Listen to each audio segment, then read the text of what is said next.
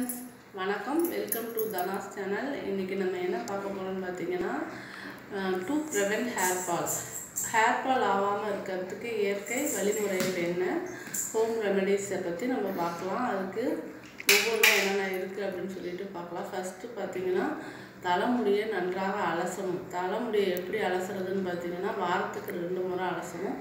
Daily சில பேர் தலை குளிப்பாங்க, அது மாதிரி குளிக்காதீங்க. குளித்தா உங்களுக்கு இருக்க முடியுமே ஹேர் ஃபால் ஆகிடும்.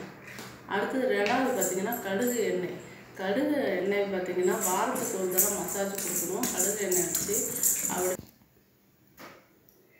வாரத்துக்கு 2 முறை கடுகு எண்ணெயில் மசாஜ் பண்ணோம் அப்படின்னு பார்த்திங்கன்னா நம்ம வேறு கிளைகளில் இருக்கிற முடிகள்லாம் இன்னும் நல்லா வளரும். அதுக்கப்புறம் பார்த்திங்கன்னா வெந்தயம் நம்ம ஹீட்டை குறைக்கும். ஹீட்டுனால கூட நமக்கு முடி கொட்டும். அப்போ என்ன பண்ணணும்னா வெந்தயத்தை நல்லா ஊற வச்சுருங்க. நைட்டே ஊற வச்சுருங்க.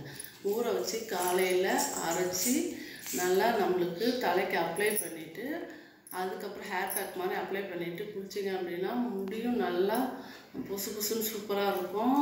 கண்டிஷ்னராக யூஸ் பண்ண செலவுலாம் நல்லாயிருக்கும் சாஃப்டாக. அதை யூஸ் பண்ணி பாருங்கள். அதுக்கப்புறம் பார்த்திங்கன்னா சின்ன வெங்காயத்தோட சாறு எடுத்து அது ஹேருக்கு பேக்காக அப்ளை பண்ணலாம். அப்ளை பண்ணிவிட்டு அதுக்கப்புறம் நீங்கள் ஒரு 10 மினிட்ஸ் 20 மினிட்ஸ் வச்சுருந்து அதுக்கப்புறம் குளிச்சிங்கன்னா உங்கள் ஹேர் இன்னும் நல்லாயிருக்கும். முடி கொட்டுறதும் சரியாயிடும்.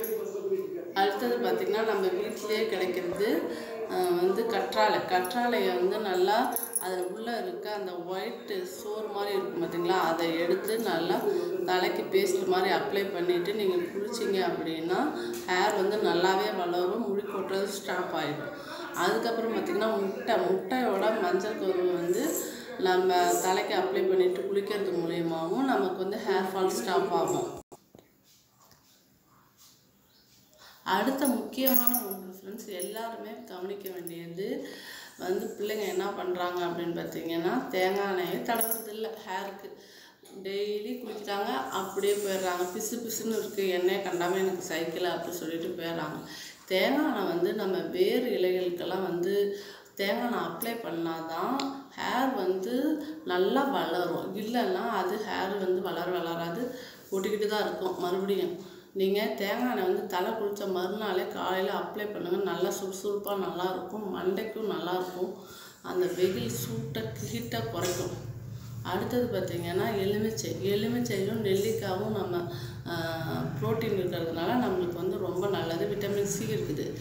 அதில் என்னன்னு பார்த்திங்கன்னா அந்த சாறு எடுத்து நம்ம ஹேர் பேக்காகவும் அப்ளை பண்ணலாம். அதை நம்ம சாப்பிட்டாலுமே ஜூஸாக அடித்து சாப்பிட்டாலுமே நம்ம ஹேருக்கு ரொம்ப நல்லது. ஓகேங்களா? அடுத்தது பார்த்திங்கன்னா நம்ம கீரை வகைகள் வாரத்தில் 2 நாள் எடுத்துக்கணும். அப்படி முடியலையா நம்ம 1 நாளாவது எடுத்துக்கணும். அது ஹேருக்கு முக்கியமானது பசலைக்கீரை நிறைய மார்க்கெட்டில் அவைலபிளாக இருக்குது. எடுத்துக்குங்க. அந்த கீரையை எடுத்துக்கிட்டு நம்ம ஹேருக்கு ரொம்ப வளர்கிறதுக்கு உதவியாக இருக்கும். ஹேர் லாஸை ஸ்டாப் பண்ணும். அடுத்தது பார்த்திங்கன்னா கொத்தமல்லி தழை எல்லா சாப்பாட்டு ஐட்டத்துக்குமே நம்ம யூஸ் பண்ணுறோம். அதை நீங்கள் ஒதுக்கி வைக்காமல் சாப்பிடுங்க. அது மெயினான இம்பார்ட்டன்ட் நம்ம முடிக்கு.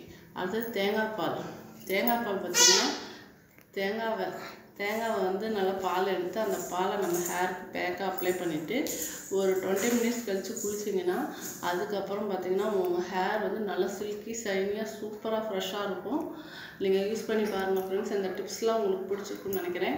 இந்த டிப்ஸ் உங்களுக்கு பிடிச்சிருந்தால் மறக்காமல் எங்கள் சேனலுக்கு சப்ஸ்கிரைப் பண்ணுங்கள். பெல் ஐக்கானை கிளிக் பண்ணுங்கள். ஓகே, உங்களை தேடி இன்னும் யூஸ்ஃபுல்லான டிப்ஸ்லாம் வந்துகிட்டே இருக்குது. Okay friends, thank you.